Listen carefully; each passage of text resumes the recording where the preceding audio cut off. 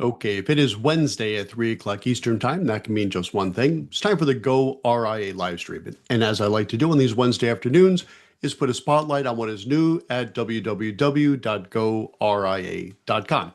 And what's new this week is we have a brand new podcast that just dropped. I had the chance to speak with Kelly Waltrich, who I'm sure you will know is the founder and CEO of Intentionally. And what we were talking about is marketing, but more specifically, marketing in the context of a breakaway advisor, right? So if you're listening to Go RIA, perhaps you're interested in breaking away and, going RIA. And we talk about and focus on marketing, of course, but the context really is this. The idea of the RIA space and why I love it so much is independence, true independence. And we kind of start off the chat a little bit on defining what exactly is true independence and how does that impact really many aspects of your life as a financial advisor, not least of which is how you can put forward your narrative, your story in your own words without, the filtering that sometimes broker dealers might impose on you. So as I like to do, here's a little taste of what Kelly And I and loved it I there. spoke about. Most people that have been listening to the show know is Raymond James. I absolutely loved Raymond James. They were a great IBD. But here's what I would say. When you're at an IBD, right, independent broker dealer, I will say that you are truly, absolutely 100% independent right up until you want to do something they don't want you to do. Then they remind you pretty quickly how not really independent you are. And normally this comes by marketing compliance. Does that resonate? Oh my gosh, yes. I early on in my career, and I think what landed me where I am today, I worked for a regional broker dealer. And my job was to go around to the top 100 firms and work with them on their marketing plans. Hmm. And I loved it. I loved the travel, I loved the advisors, I loved the whole thing, but I've always felt very, very hamstrung with what we could do. It was a situation back then where we used Hearsay Social and 1,000 advisors put out the same social post at the same time on the same day, that kind of situation, Mm-hmm. where I had to make changes to the web page that they got on the corporate site because that's all they had access to it from a web property perspective.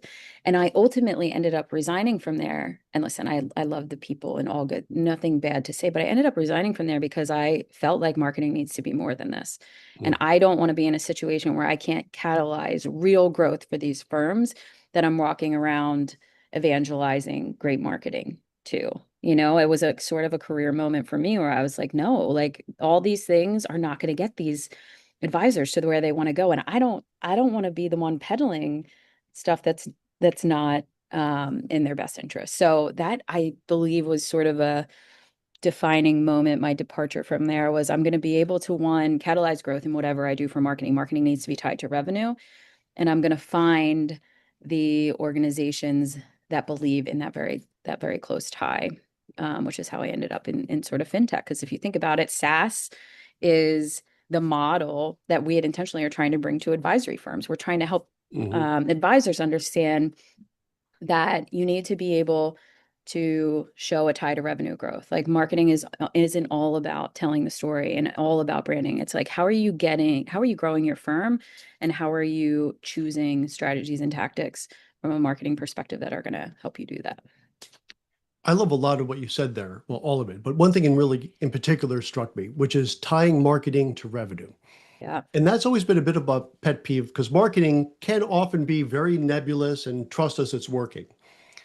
I like tying things to revenue, right? Yeah. Prove to me this is worth my hard-earned dollars. Oh my gosh. Okay. So that's a really good question. And it's something, I've talked a lot about. I'm really passionate about Okay. the So as you can process see, we we go touched through. upon that. And really, that's just a little taste of this podcast. It's about a half hour, and Kelly shared a lot of great information. And as I left off, and I'm doing these teasers here, as they call them in the biz, we were about to go into a conversation about quantifying marketing, which is an important thing, I think. For me, I love marketing. I think marketing is fun. It's exciting. It's interesting, very creative, which I enjoy that aspect of it as well. But at the end of the day, we need it to work and quantify it. So Kelly went on right after this clip ended to talk about how, in fact, you can quantify your marketing results, meaning for what you're paying in marketing, are you receiving real value for that? Meaning translating into revenue. And we talked about a number of other items as well. So if you're looking to break away, or if you've already broken away and you're looking for ideas on how to market, especially once the shackles have come off and you're able to have a little bit more freedom, perhaps a lot more freedom with what you could do with marketing, this is definitely a must listen. So it is top right now with the page. If you go to www.goRIA.com, you will see that podcast link. Just hit that and you'll hear the full episode. And that's it for this week. I will be back next Wednesday at 3 o'clock Eastern Time, showcasing what will then be new on goRIA.com. Thanks for joining me.